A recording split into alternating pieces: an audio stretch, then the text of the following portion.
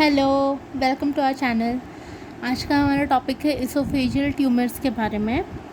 तो let's start. Oesophageal tumours जो होते हैं ना, आप मेनली दो तरह के ट्यूमर्स आपको मिलेंगे, या तो एडिनोकार्सिनोमा या तो स्क्वामस सेल कार्सिनोमा। तो मैंने इसको एज ए डिफरेंस लिखा है, आप देख सकते हो, और इसके नोट्स आपको इंस्टाग्राम में मिल जाएंगे। तो एडिनोकार्सिनोमा में पहले कुछ कॉमन फीचर्स जान लेंगे, फिर उसके रिस्क फैक्टर्स और उसका पैथोजेनेसिस देख लेंगे, उसका मॉर्फोलॉजी, लास्ट में उसका थोड़ा सा ट्रीटमेंट और डायग्नोसिस, उन सब के बारे में बात करेंगे। स्क्वामस सेल कार्सिनोमा को भी हम वैसे ही पढ़ेंगे। तो अगर दोनों का डिफरेंस आता है तब भी आप लिख सकते हो। अगर आपको एक शॉर्ट नोट आता है तब भी आप एडिनोकार्सिनोमा का लिख सकते हो। अगर स्क्वामस सेल का पूछे तो अब भी आप इसका लिख सकते हो।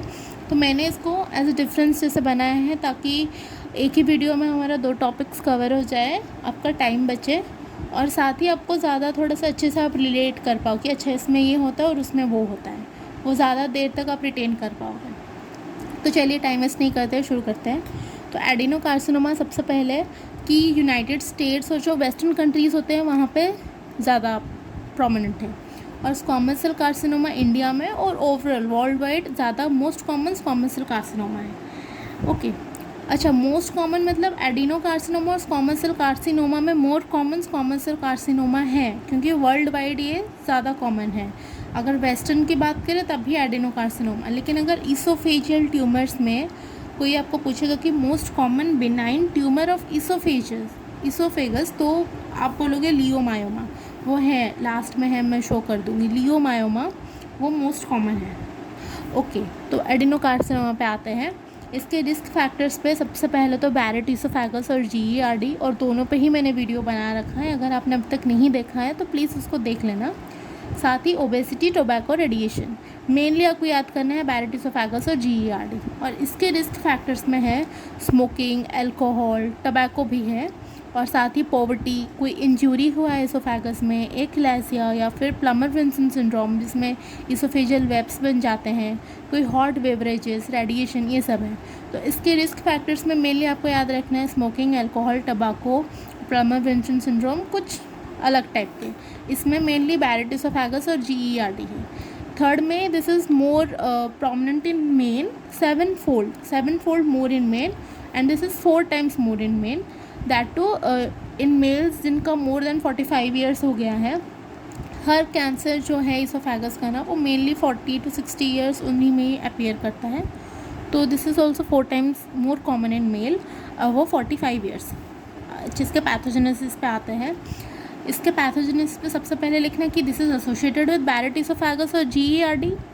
तो ये मेन कॉजेटिव है इसके एडिनोकार्सिनोमा के। बाकी कुछ म्यूटेशंस होते हैं, कुछ जेनेटिक फैक्टर्स होते हैं, कुछ एपिजेनेटिक्स होते हैं। म्यूटेशन जैसे P53 में हो गया, CDKN2A हो गया, ये सब क्या ट्यूमर सप्रेसर जीन्स हैं, इनमें म्यूटेशन होगा, या फिर EGFR और ERB2, साइक्लिन D1E, इन सब में एम्प्लीफिकेशन हो गया। तो अगर ऐसा होगा तब जाके एडिनोकार्सिनोमा हो सकता है। और एपिजेनेटिक चेंजेस में क्या है, हाइपर मेथाइलेशन इंड्यूस्ड साइलेंसिंग। आपको पता है हाइपर मेथाइलेशन एक टाइप का एपिजेनेटिक चेंज है, तो अगर वो भी हो गया तो that can lead to adenocarcinoma. अब इसके पैथोजेनेसिस पे आ जाएंगे, तो सबसे पहले तो वही लिखना कि स्मोकिंग, अल्कोहल, जो कि मैंने मेंशन किया है, अल्कोहल, टबाको, या फिर कोई न्यूट्रिशनल डेफिशिएंसी जैसे कि पॉवर्टी वगैरह में होता है, कोई पॉलीसाइक्लिक हाइड्रोकार्बन्स, नाइट्रोजमीन्स, मुर्सिक एक तरह का जैसे मिल्क को फर्मेंट करते हैं, तो वैसे ही ये एक कंपाउंड होता है जो कि कुछ कंट्रीज़ में प्रोमिनेंट है, मतलब वहाँ पे ज़्यादा यूज़ होता है, और उसके वजह से स्क्वामस सेल कार्सिनोमा देखने को मिलता है। साथ ही HPV, जो कि ह्यूमन पैपिलोमा वायरस, ये सब कुछ पॉजिटिव ऑर्गेनिजम्स हैं। ओके, अब इसके म्यूटेशंस की बात करेंगे तो इसमें भी P53 है जो कि ट्यूमर सप्रेसर जीन है, CDH1 और NOTCH1, ये सब। और इसमें एम्प्लीफिकेशन भी होता है SOX2 और साइक्लिन D1 का। तो इसमें भी ट्यूमर सप्रेसर जीन्स का म्यूटेशन हुआ, एम्प्लीफिकेशन हुआ, इसमें भी वही हुआ, बस इसमें कोई एपिजेनेटिक चेंज नहीं हुआ है, इसमें एपिजेनेटिक चेंजेस हुआ है। ठीक है, जीन्स को याद कर लेना। अब इसके मॉर्फोलॉजी में आएंगे तो ग्रॉसली एडिनोकार्सिनोमा मेनली डिस्टल 1/3 को अफेक्ट करता है, क्योंकि बैरेट इसोफेगस भी आपको पता है डिस्टल 1/3 में ज़्यादा कॉमन होता है। बैरेट इसोफेगस मैंने बताया था जब मैंने बैरेट इसोफेगस पर वीडियो बनाया था कि जो गैस्ट्रोइसोफेजियल जंक्शन होता है उसके एवॉव वो एक्सटेंड कर रहा है, तो वो डिस्टल इसोफेगस पे हुआ ना, तो इसीलिए डिस्टल 1/3 इसोफेगस को ये मेनली अफेक्ट करता है। और क्योंकि ये इसोफेगस का जो लोअर पोर्शन है उसको अफेक्ट करता है, तो ये थोड़ा बहुत स्टमक के जो कार्डियक रीजन है उसको भी अफेक्ट कर सकता है, ठीक है। और ये कैसे प्रेजेंट करता है? एज फ्लैट और raised patches, exophytic masses more than equal to 5 centimetre, diffuse हो सकता है, अल्सरेट कर सकता है और इन्वेजन भी हो सकता है। ये आपको सारे वर्ड्स मेंशन करने होंगे अपने मॉर्फोलॉजी में। पहले तो फ्लैट या रेस्ड पैचेस हो जाएगा, exophytic masses more than 5 centimetre के, फिर ये डिफ्यूजली इन्फिल्ट्रेट करेंगे, अल्सरेट करेंगे, इन्वेड करेंगे। माइक्रोस्कोपी में हमको मेनली प्लियोमॉर्फिक ग्लैंड्स देखने को मिलेंगे, क्योंकि ये एडिनो कार्सिनोमा है, एडिनो मतलब भी ग्लैंड्स होता है, तो डेफिनेटली, और क्योंकि कार्सिनोमा हो चुका है तो प्लियोमॉर्फिक ग्लैंड्स होंगे। म्यूसिन देखने को मिलेगा आपको, म्यूसिन मैंने आपको बैरेट इसोफेगस में भी बताया था।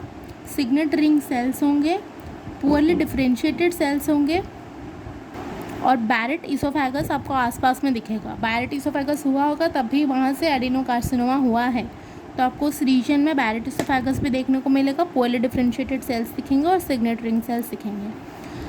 अब स्क्वामस सेल कार्सिनोमा की बात करेंगे तो ये मेनली मिडिल 1/3 ऑफ इसोफेगस में होता है। ये डिस्टल था, ये मिडिल है। ये कैसे शुरू होता है ना कि इन सीटू स्क्वामस डिस्प्लेशिया होगा सबसे पहले। इसोफेगस का स्क्वामस एपिथेलियम होता है, उसमें डिस्प्लेशिया होगा, फिर आपको small grey white plaque like patches दिखेंगे, वहाँ से फिर पॉलीप्लॉइड एक्सोफाइटिक मासेस बनेंगे, फिर वो इतने लुमेन की तरफ इतना ज़्यादा बढ़ते जाएंगे ना कि वो प्रोट्रूड करेंगे, ऑब्स्ट्रक्ट कर देंगे लुमेन। और क्या हो सकता है? या तो अल्सरेशंस हो सकते हैं, इन्फिल्ट्रेशंस हो सकता है। कब होगा? जब वो वॉल की तरफ जब वो बढ़ता जाएगा तो अल्सरेशन होगा, इन्फिल्ट्रेशन होगा, जिसके वजह से थिकनिंग हो जाएगा वॉल का, और साथ ही रिजिडिटी आ जाएगी, नैरोइंग हो जाएगा, ठीक है। ये पॉइंट्स आपको मेंशन करना है स्क्वामस सेल में।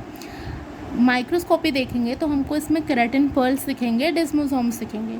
अच्छा, ये केराटिन पर्ल्स और डेस्मोसोम्स ये कॉमन है स्क्वामस सेल कार्सिनोमा में। आप स्क्वामस सेल कार्सिनोमा इसोफेगस का पढ़ो, लंग्स का पढ़ो, कोई में भी पढ़ो, केराटिन पर्ल्स ये सब आपको दिखते ही हैं, तो आपको हर जगह स्क्वामस सेल में ये मेंशन करना है, केराटिन पर्ल्स और डेस्मोसोम्स।